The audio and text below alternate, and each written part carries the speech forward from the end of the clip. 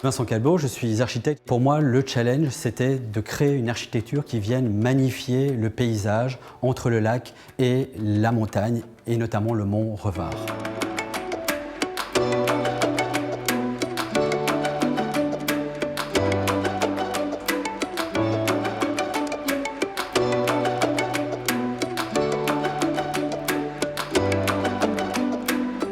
Je fais partie de cette nouvelle génération qui proposons des bâtiments éco-responsables. Ce sont des bâtiments qui produiront plus d'énergie qu'ils n'en consomment.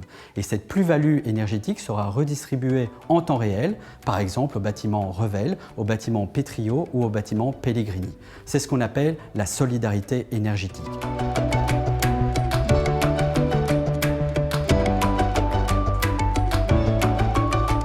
Avec nos paysagistes, nous avons analysé toute la faune et la flore qui poussent sur la façade nord, sur la façade sud, sur le sommet ou au pied du mont Revard.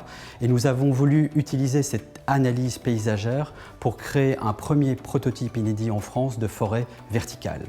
Nous proposons donc aux Aixois de transformer les termes nationaux en véritables bâtiments végétalisés qui est une ode finalement à la forêt, c'est-à-dire un bâtiment qui crée sa propre énergie grâce aux énergies renouvelables.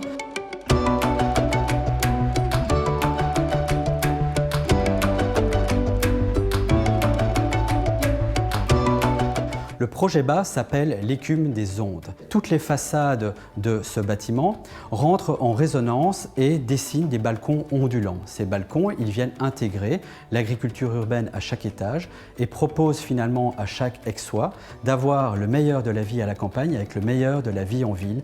Le deuxième projet s'appelle Climax Panoramique. Il s'agissait ici, en montant en hauteur, d'économiser l'espace sur la toiture du bâtiment et de créer une place qui ne soit pas enserrée entre deux tours distante de 40 mètres, mais bien deux tours qui vrillent de 3 degrés d'étage en étage sur 50 mètres de hauteur pour littéralement ouvrir les bras vers le centre historique.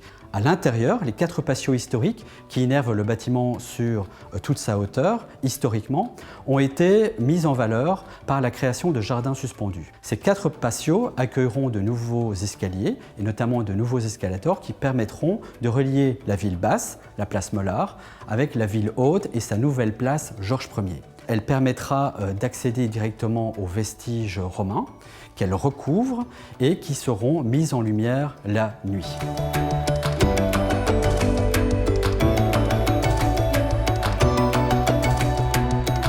Si je devais résumer nos projets en 3 mots, je dirais que nos projets sont écologiques, qu'ils sont solidaires et qu'ils sont poétiques.